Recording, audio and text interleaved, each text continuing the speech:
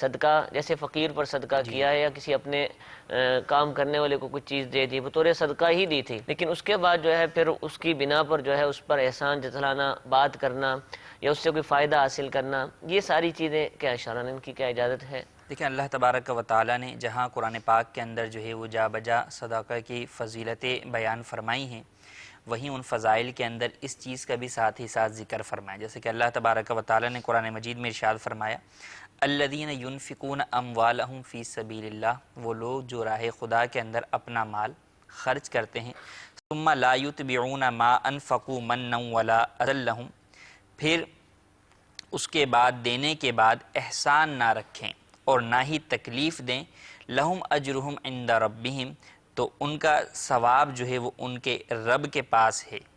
تو اس آیت مبارکہ میں اللہ تبارک و تعالیٰ نے جو ثواب کا حکم ارشاد فرمایا کہ ان کا ثواب ان کے رب کے پاس ہے، وہ کب ہے؟ جبکہ وہ صدقہ دینے کے بعد احسان نہ جتلائیں اور وہ تکلیف نہ دیں۔ ایک اور آیت مبارکہ میں اللہ تبارک و تعالیٰ ارشاد فرماتا ہے یا ایھا الذین آمنوا لا تبطلوا صدقاتکم بالمن والاذی، کہ اے ایمان والو اپنے صدقات جو ہے وہ احسان جتلا کر اور تکلیف دے کر باطل نہ کرو۔ ٹھیک ہے، تو احسان جتلانا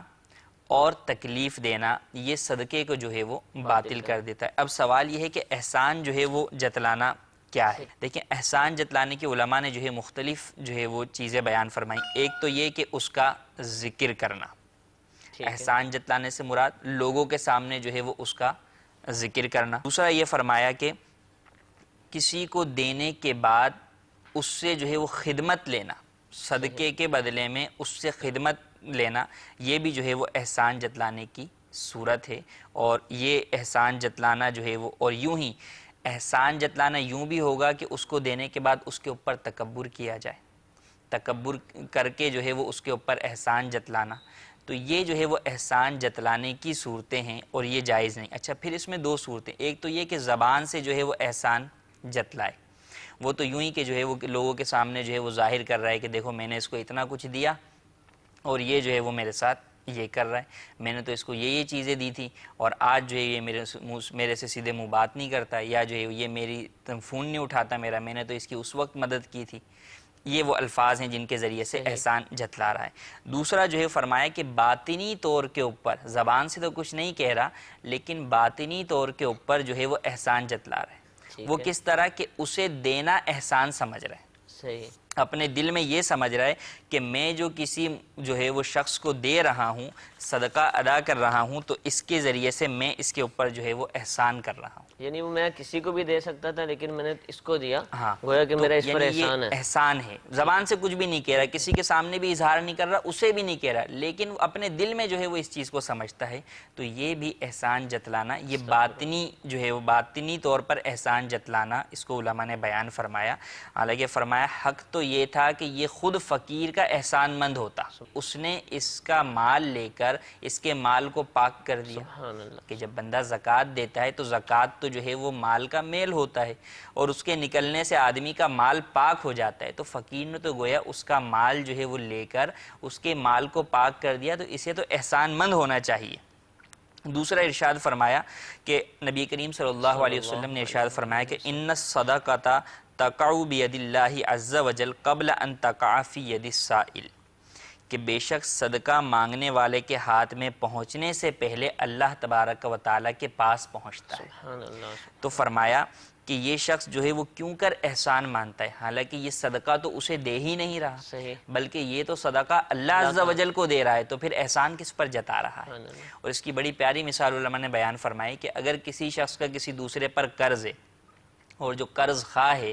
وہ یہ کہے مقروض سے کہ تم میرا قرض جو ہے میرے فلاں خادم کو دے دینا یا میرے فلاں جو ہے وہ نوکر کو دے دینا،